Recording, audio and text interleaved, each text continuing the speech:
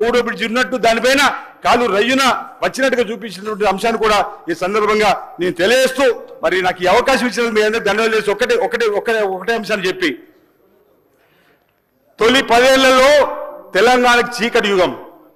అప్పుడు అప్పుల్లో నెంబర్ 1, అవినీతిలో నెంబర్ 1, అక్రమంలో నెంబర్ 1, అడ్డదారులకు నెంబర్ 1, రాజకీయ అరాచాలకు నెంబర్ 1 ఆ కాలం.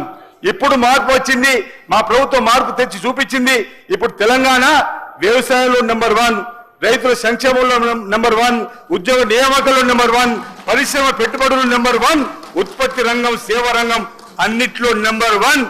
రైజింగ్ తెలంగాణ మా ముఖ్యమంత్రి రేవంత్ రెడ్డి గారి నాయకత్వంలో ఈ తెలంగాణ ముందుకు పోతుంది.